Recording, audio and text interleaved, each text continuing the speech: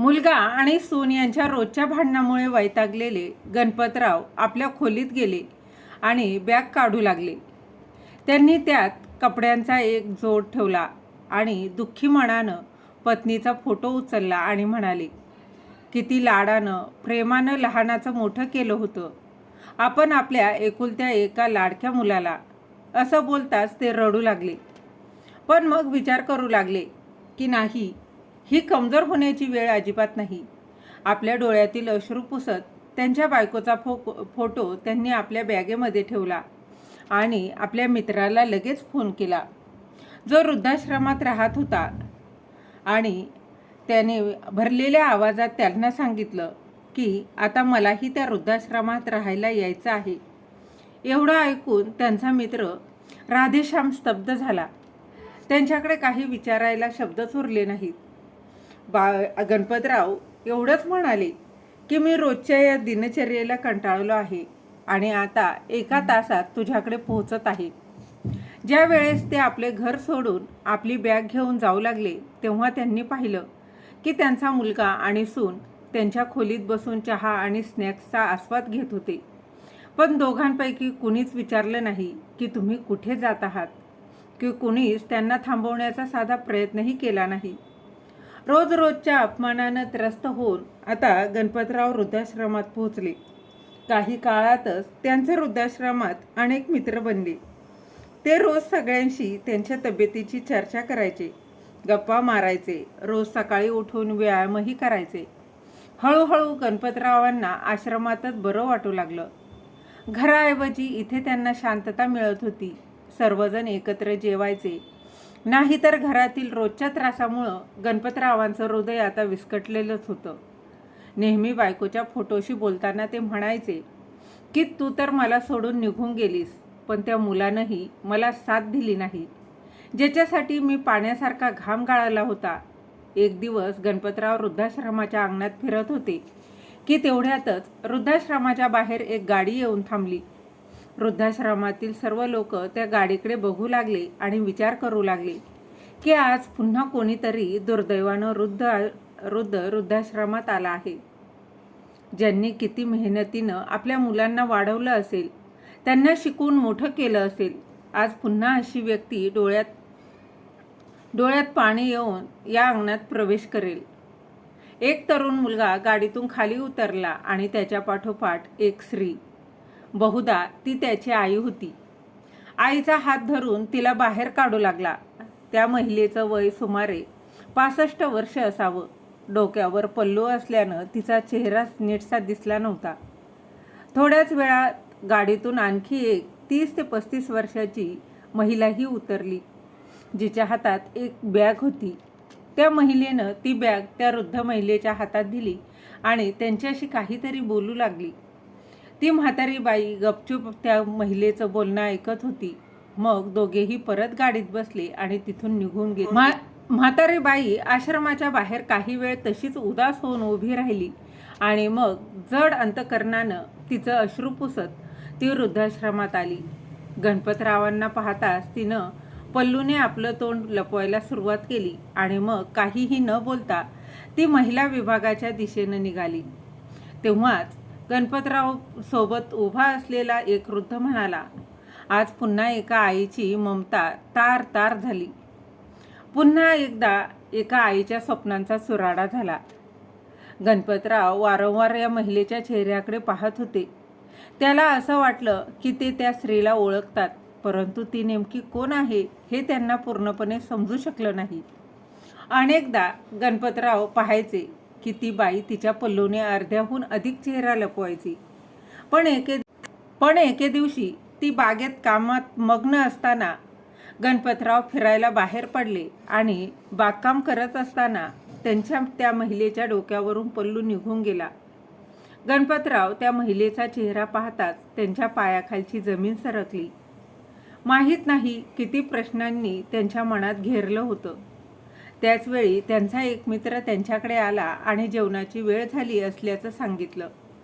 कुठे फिरतोय आणि इतका गप्प का आहेस? टेबलवर सगळे हजर होते, पण तू दिसला नाहीस म्हणून तुला बोलवायला आलो आहे. काय झालं? काही प्रॉब्लेम आहे का? अरे नाही, असं काहीच नाही. मी फक्त काही वेळ घालवायला बाहेर पडलो होतो. बस, मी आता येतच होतो. जेवणाच्या खोलीत बसल्यानंतर गणपतरावजी जान्हवी देवीला पुन्हा पुन्हा शोधत राहिले. गणपतराव त्यांना विचारायचं होतं की असं काय घडलं ज्यामुळे त्यांना येथे येण्यास भाग पाडलं. त्यांचं तर संपूर्ण कुटुंब सोबत होतं आणि त्या नेहमी म्हणायच्या की ते आपल्या मुलासह आणि सुनेसोबत खूप आनंदी आहेत. मग आज असं काय झालं? गणपतरावांना पलीकडे कोणाला तरी विचारतात की 2 दिवसापूर्वी आलेली बाई आज जेवायला आली नाही. त्यानं सांगितलं की आज त्या आई खूप दुःखी आहेत म्हणून तिनं जेवण करण्यास नकार दिला आहे. त्यांच्या मुलानं आणि सुनेने त्यांच्यासोबत जे काही केलं आहे त्यामुळे त्या खूप नाराज आहेत. असं तर कुणी आपल्या शत्रूसोबतही करू नये. आणि त्या पुन्हा पुन्हा आपल्या घराची आठवण काढत आहेत. सकाळपासून त्या त्यांच्या खोलीत बसून रडत आहेत. त्यामुळे त्यांचं लक्ष विचलित करण्यासाठी त्यांच्याकडं बागकामाचं काम देण्यात आलं आहे. हे सगळं ऐकून गणपतरावांचं मन अस्वस्थ झालं. जानकी देवीसोबत नक्की काय झालं हे त्यांना जाणून घ्यायचं होतं.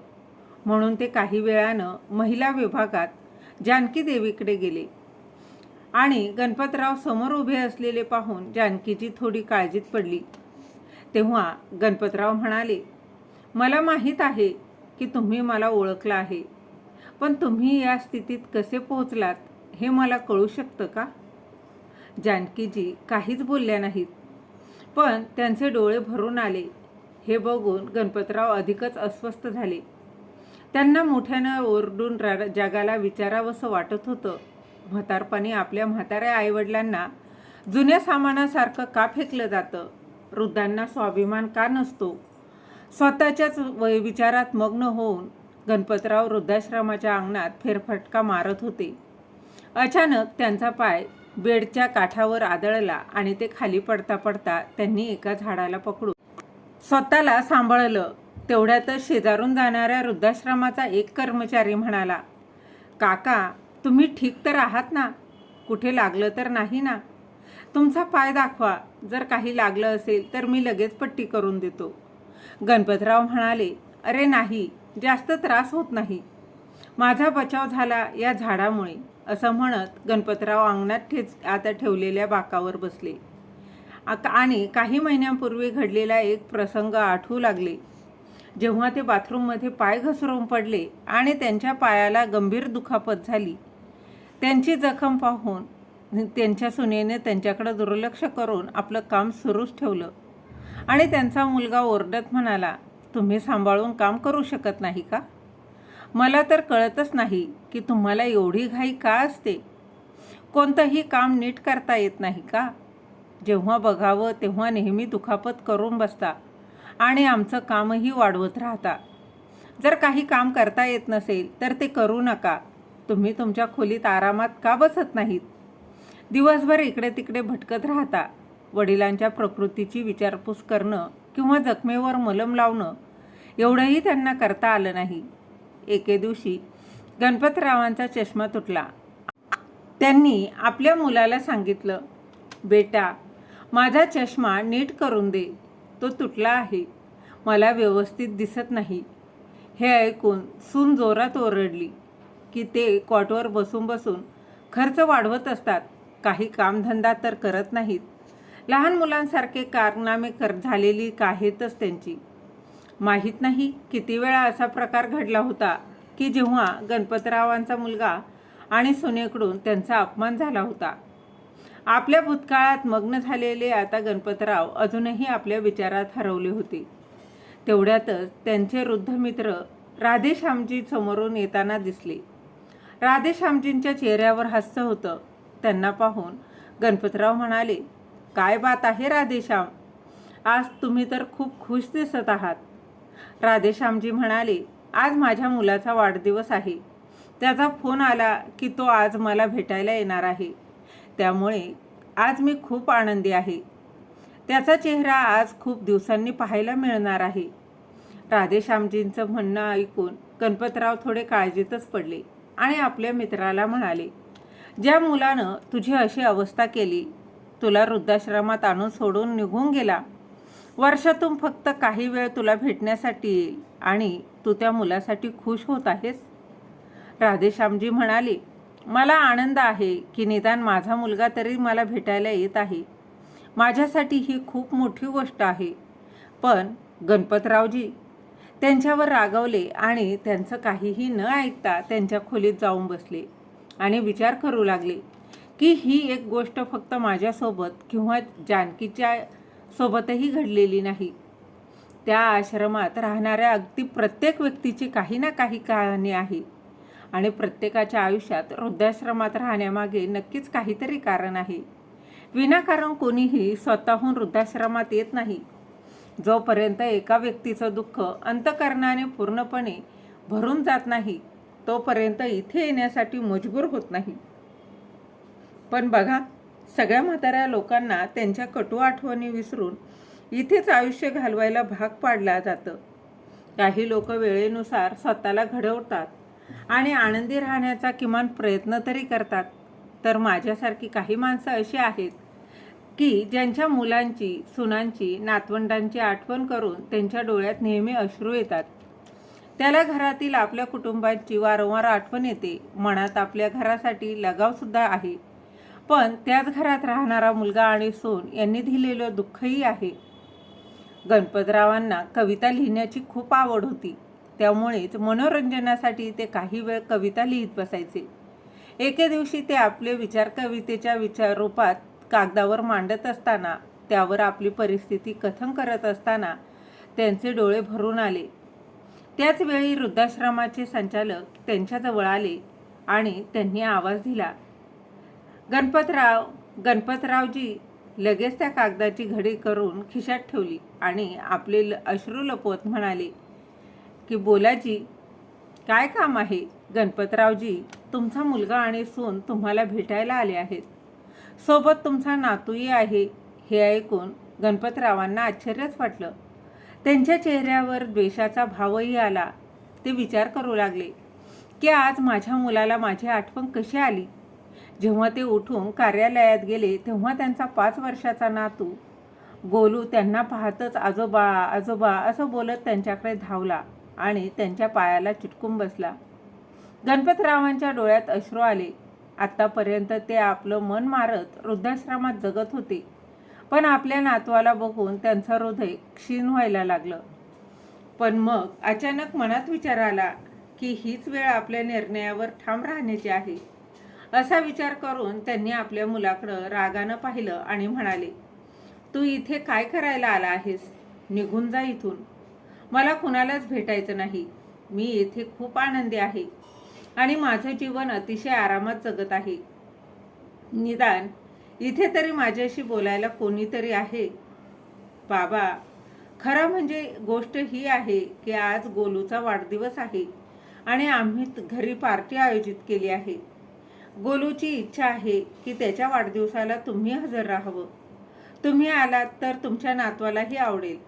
तेवढ्यातच गणपतराव म्हणाले, हे बघा, मी ते घर सोडलं आहे आणि आता मला पुन्हा त्या घरात जायचं नाही. यावेळी त्यांचा मुलगा म्हणाला, बाबा, तुम्ही घरी चला.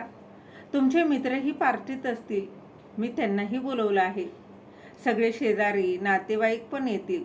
जेव्हा सगळे येऊन तुमच्याबद्दल विचारतील तेव्हा आम्ही काय उत्तर देणार?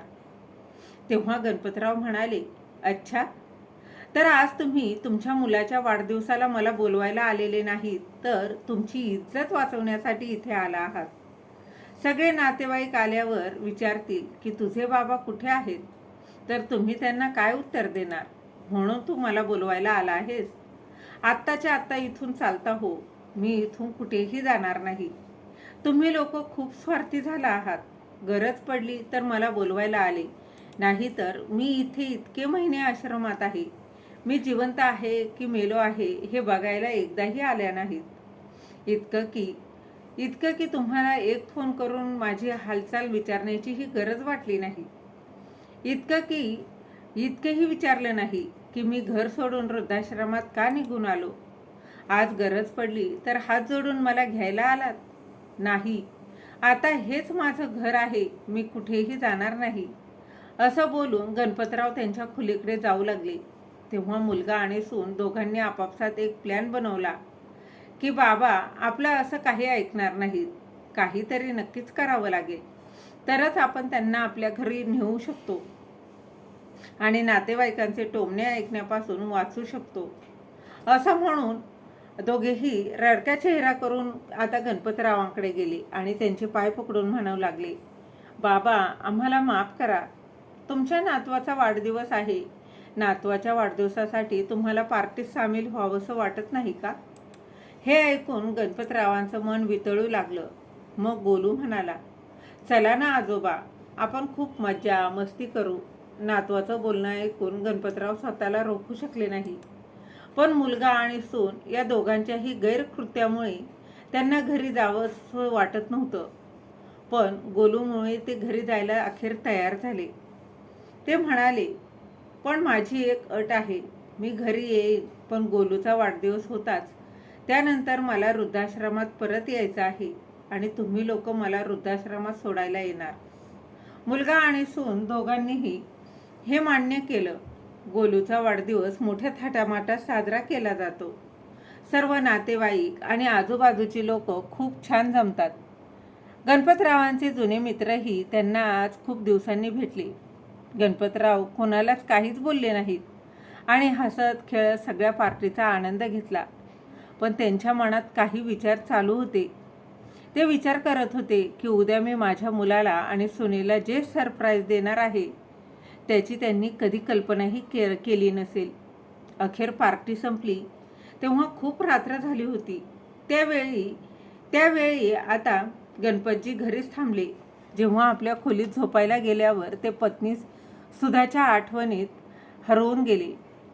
तुम्ही पण ना, 2 पोळ्यांनी कुठे पोट भरतं का? आणखीन एक पोळी तर घ्या. मी आत्ता गरम गरम पोळी भाजत आहे. मी सांगते आहे म्हणून तरी एक पोळी खाऊन घ्या. तुम्ही खाता तेव्हा माझ्या शरीराला ते लागतं. अगं नाही सुद्धा, पोट भरलंय माझं, अजून किती खाऊ? तूच सांग, किती खाऊ घालशील तू मला? आपल्या बायकोची आठवण करून गणपतरावांना वाटू लागलं की एक सुधा होती जिनं मला स्वतःहून पाण्याचा ग्लासही उचलू दिला नाही, आणि एक त्यांची सून होती जिनं एक एक पोळीसाठी मला तरसवलं होतं.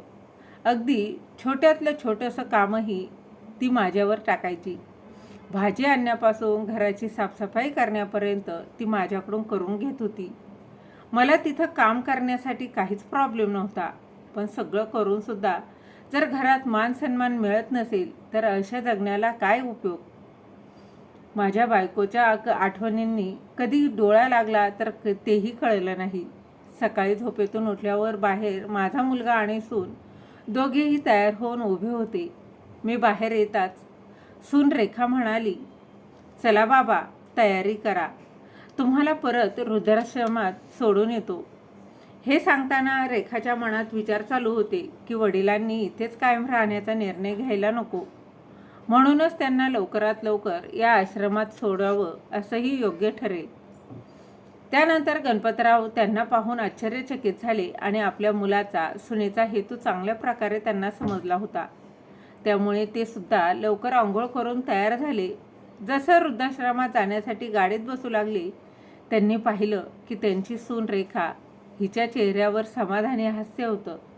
ते मनात विचार करू लागले की चल बेटा, आज जे सरप्राईज मी तुला देईन त्यानंतर तू कधी वृद्धाश्रमाचं नाव घ्यायलाही विसरून जाशील. असा विचार करत गणपतराव गाडीत बसले. क्षणभर आपल्या घराकडे पाहतात.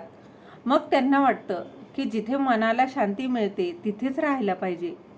इथे माझा मुलगा आणि सून मला हकलून देण्याची घाई करत आहेत. मग मी इथे राहून तरी काय करणार? आपलं वृद्धाश्रमाचं चांगलं आहे, जेथे मी माझ्या स्वतःच्या हिशोबानं खातो, मी माझ्या हिशोबानं राहतो आणि माझ्या आवडीनुसार कामही करतो. कुणालाच काहीच त्रासही देत नाही आणि त्याचा होतही नाही. वृद्धाश्रमासमोर गाडी थांबताच मुलगा आणि सून गाडीतून खाली उतरून बाहेर उभे राहिले. गणपतराव गाडीतून खाली उतरून आत जाऊ लागले. जाता जाता थांबले आणि मागे वळून आपल्या मुलाला आणि सुनेला हाक मारली. दोघेही त्यांच्या गाडीत बसणारच ते दोघंही गाडीत बसणारच होते की गणपतरावांचा आवाज ऐकून थोडे थांबले. गणपतराव पुन्हा म्हणाले, परत जाऊ नका. मला तुमची कोणाशी तरी ओळख करून द्यायची आहे. त्यांचा मुलगा आणि सून त्यांच्या मागे मागे गेले. वृद्धाश्रमाच्या अंगणात पोहोचल्यानंतर गणपतरावांनी तिथेच काम करणाऱ्या एका व्यक्तीला जानकीजींना बोलवण्यास सांगितलं. जानकीजी बाहेर येताच गणपतरावांचा मुलगा तिला पाहून थक्कच झाला आणि सोन रेखाच्या तर पायाखालची जमीनच सरकली. तिनं धावत जाऊन जानकीजींना मिठी मारली आणि मोठमोठ्याने रडू लागली आणि म्हणाली, आई, तू इथे काय करत आहेस? तू इथे कधी आलीस आणि तू मला सांगितलंही नाहीस. पण जानकीजींनी तिच्या बोलण्याला काहीच प्रतिसाद दिला नाही. तेव्हा रेखा म्हणाली, मला तर असंच वाटतं की तू भाऊ आणि वहिनीसोबत खूप छान राहत होतीस. कालच माझं वहिनीशी बोलणं झालं होतं. त्यांनीही मला काहीच सांगितलं नाही की तू आश्रमात आहेस म्हणून. मी तुझ्याबद्दल किती दिवसापासून वहिनीला विचारत होते की माझं आईसोबत बोलणं होत नाही. आई कुठे आहे? एकदा तरी मला आईशी बोलायला दे. तेव्हा वहिनी म्हणाली की तू तीर्थयात्रेला गेली आहेस, त्यामुळे मला तुझ्याशी बोलता येणार नाही. आणि मी सुद्धा गृहीत धरलं की तू तीर्थयात्रेला गेली आहेस. पण मला काय माहीत त्या क्रूर स्त्रीनं तुला वृद्धाश्रमात सोडलं आहे. मुलीचं म्हणणं ऐकून जानकीजी आता जोरजोरात रडू लागली आणि म्हणाली, बेटा, तुझा भाऊ आणि वहिनी खोटं बोलत होते. मला महिन्यापूर्वीच वृद्धाश्रमात सोडून गेले होते. पण आई, तू मला फोन करून सांगू शकली असतीस. मी लगेच इथे पोहोचले असते ना. त्या लोकांची हिंमत कशी झाली माझ्या आईसोबत हे सगळं काही करण्याची? एवढं बोलून रेखा आपल्या आईला चिटकून राहिली. मी तुला फोन करून कसं सांगू शकत होती? ज्या दिवशी मी वृद्धाश्रमात आले, मी तुझ्या सासऱ्यांना इथं पाहिलं. याचा अर्थ तर हाच झाला की तुझ्यात आणि तुझ्या वहिनीत काहीच फरक राहिलेला नाहीये. मग मी तुला फोन करून तुझ्या भावाच्या आणि वहिनीच्या कृत्याबद्दल काय सांगणार होते? असं म्हणत जानकीजींनी तिला स्वतःपासून दूर केलं. तू माझी मुलगी म्हणण्याच्या लायकीची नाहीस, म्हणून माझ्यापासून तू दूर राहा. माझ्या मुलानं आणि माझ्या सुनेनं मला घरातून हाकलून दिलं, तर माझ्या मुलीनंही तिच्या सासऱ्यांना घराबाहेर काढलं. तर एकंदरीत माझी दोन्ही मुलं निकम्मे निघाली. आता तर मला स्वतःला तुझी आई म्हणायलाही लाज वाटते. एकानं आपल्या आईला घरातून हाकलून दिलं, तर एकाने आपल्या सासऱ्यांना घरातून हाकलून दिलं. आपल्या आईचं बोलणं ऐकून रेखाची मान आता शरमेनं झुकली. आई, मला माफ कर. मला स्वतःची खूप लाज वाटत आहे. माझ्याकडून खूप मोठी चूक झाली आहे. मी कधीच विचार केला नव्हता की मी जे माझ्या सासऱ्यांसोबत करत आहे ते माझ्या आईवडिलांसोबतही घडू शकतं. तेव्हा जानकीजी म्हणाल्या की बेटा, तुझी चूक क्षमा करण्यासारखी नाही. तरीही माफी मागायची असेल तर माझ्याकडून नाही तर तुझ्या सासऱ्यांकडून माग. आपल्या कृत्याची लाज वाटू लागल्यावर रेखा आपल्या सासऱ्यांकडे वळली. त्यांच्या पायावर ती डोकं ठेवून जोरजोरात रडू लागली आणि म्हणाली, मला क्षमा करा बाबा.